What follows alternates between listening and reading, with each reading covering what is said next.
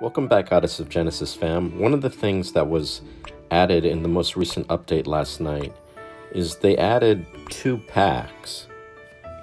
Now, if you're free to play, you can skip the rest of this video, but if you're willing to spend money on the game, they added this Heroic Prayer Pack, which, if you look, lets you summon any character except for Mulan or Joan, but up to Artemis, you can choose any character and just buy them outright for 20 bucks.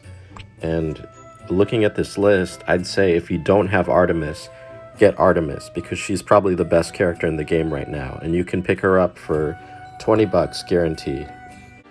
Another thing you can consider is, if you have all the characters already, is if there's a character that you want to level up and increase their star level, you can do that via this as well.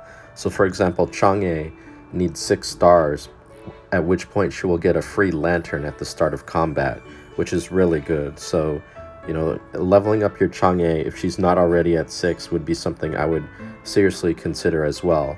Personally, I'm going to be picking up Athena because I need an earth healer in the elemental tower, so I have a desperate need for Athena right now, so I'm probably going to be picking her up. Now there's also an additional pack here, the Divine Regalia pack, which lets you choose from any of these items, and there's a lot of really useful items in this pack that you can get for 20 bucks, and you just choose the item that you want.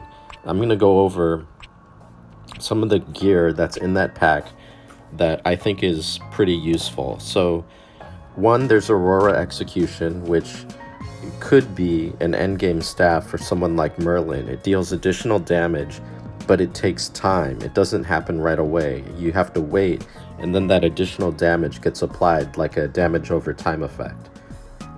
There's also Stellaris Radiance, which is a great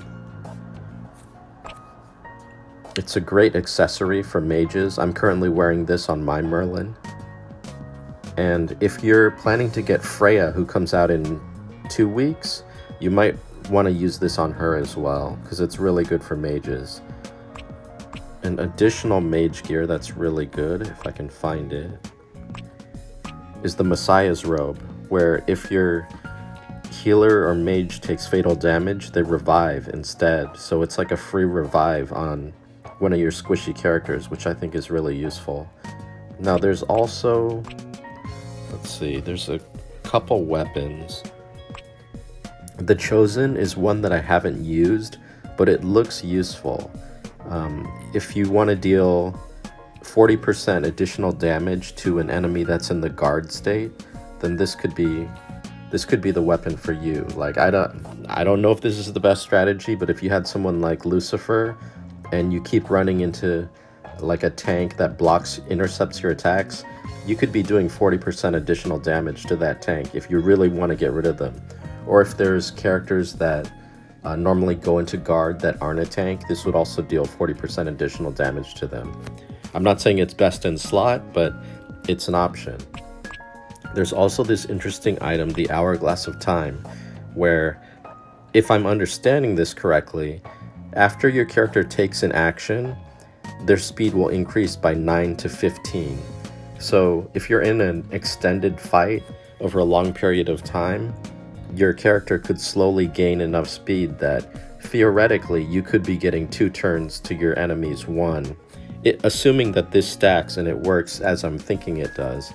But if you're in a protracted fight that's happening over like 10 plus turns, your speed could continually be going up every single turn until, you know, it gives you a significant advantage in a long fight.